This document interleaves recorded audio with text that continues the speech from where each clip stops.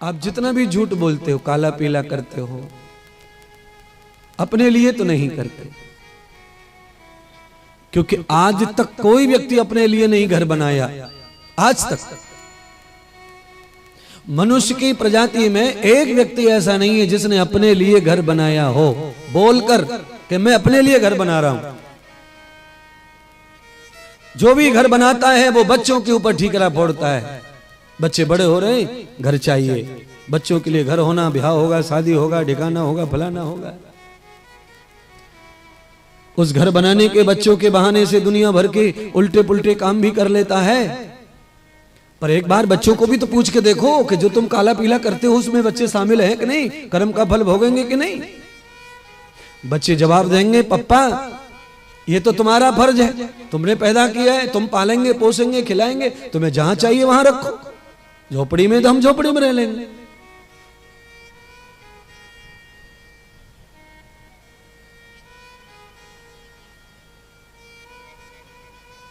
अब आप समझ गए।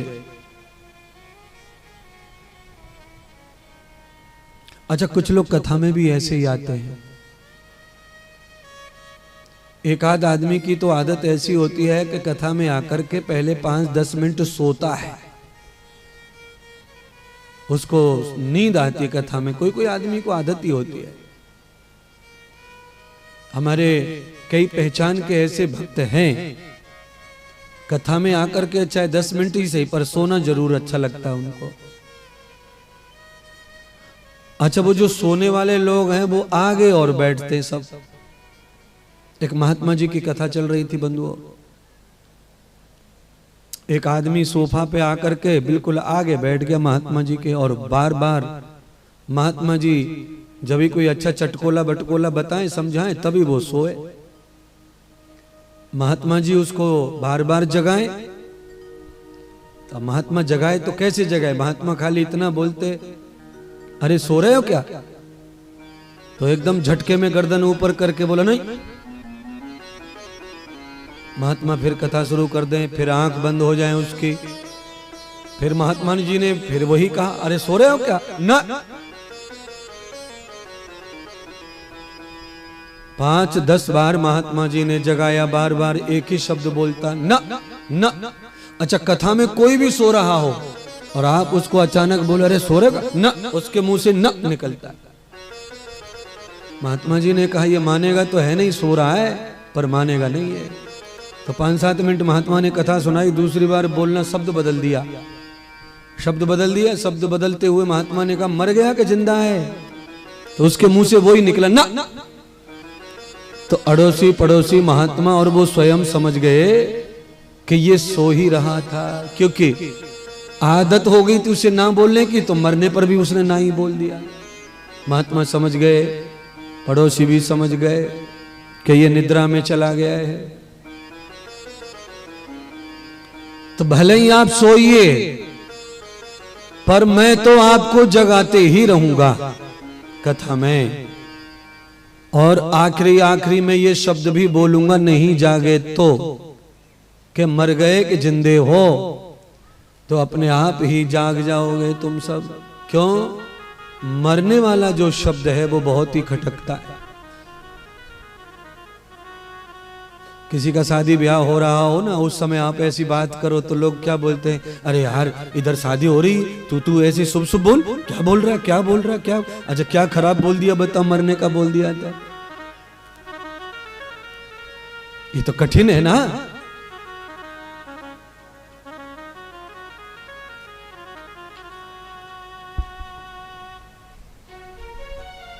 कई लोग तो हमसे बुलवाते, खुद जिद पकड़ते, गुरुजी आप अपने मुंह से बोल दो एक बार कि हाँ इनका कार्यक्रम 24 घंटे में ये मर जाएंगे, एक बार मुंह से बोल दो, मुंह से बोल दो। कई लोग मुझसे बुलवाते हैं। अभी मैं इंदौर से विदा होके इधर आया था छत्तीसगढ़, तो एयरपोर्ट पे जा रहे, एयरपोर्ट के पास में ही घर था।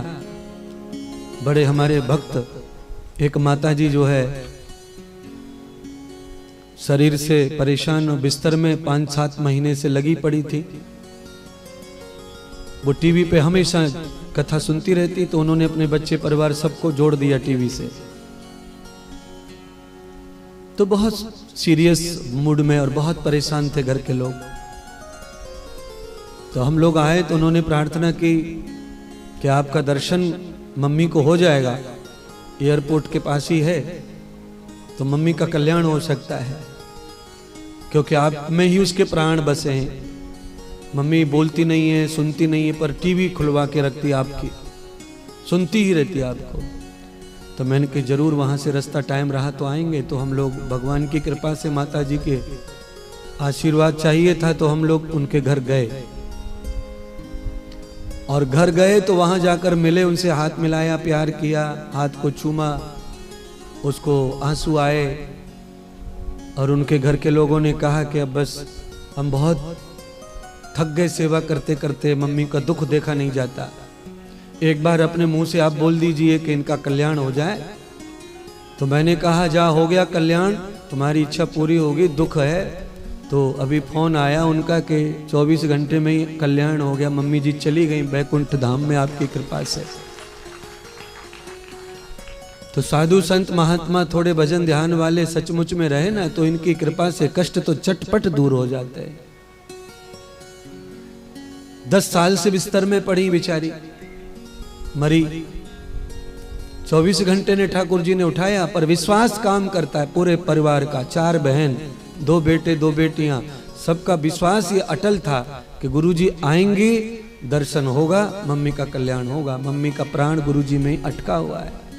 तो योग रहते हैं, कैसे कथा हो गई इंदौर में, कैसे मिलन हो गया, मुझे तो मालूम भी नहीं था। और जब वो कथा में आए पूरा परिवार, तब उन्होंने बताया कि हम 10 सालों से आपके पगले दीवाने भक्त हैं, हमारी माँ ने हम सबको जोड़ा है, पर वो ऐसे ऐसे है। तो देवी भगवती जगदम्बा की कृपा और शिव जी की कृपा से साधु व्यासपीठ पे अच्छी वक्ता करते हैं, अच्छी बात कहते हैं, समाज का हित सोचते हैं, तो उनकी बॉडी, उनका विचार सत्य हो जाता है, तो उससे कल्याण होता है, दुखों का नाश होता है, आदमी के दुखों से बाहर निकलकर विकास का, उन्नति का भी सफर प्राप्त होता है। लाखों लोग ऐसे भी हैं जिनको हमने कह दिया कि जा हो जाएगा तेरा, ये तो हो गया, जा बन जाएगा घर, बन गया। तो ऐसा नहीं सबका सब हो जाएगा, ऐसा नहीं है। साधु किसके लिए कितना मन से, ये दिल से कह रहे हैं, उस पर भी असर पड़ता है। अपने लिए भी हम ऐसा सोच ले तो वो हो जाता है। हमारा मन आया, आज हो गया कि भगवान ऐसा लीला हो जाए कि बढ़िया हॉस्पिटल बनना है, बन जाए। अभियान छेड़ दिया है, डायबिटीज का इतना बड़ा प्रकोप बढ़ रहा है। चाहता हूं मैं कि डायबिटीज का एक ऐसा हॉस्पिटल स्पेशल हो भारत में, जो अभी तक है नहीं। तो इच्छाएं समाज और सृष्टि के, समाज और जीव के कल्याण की हैं। तो इसमें क्या है, मुझे बड़ा आनंद मिला जब शर्मा जी ने बताया कि ऐसा मैसेज फोन आया है, और मुझसे भलिया बतराई थी बेचारी माता जी।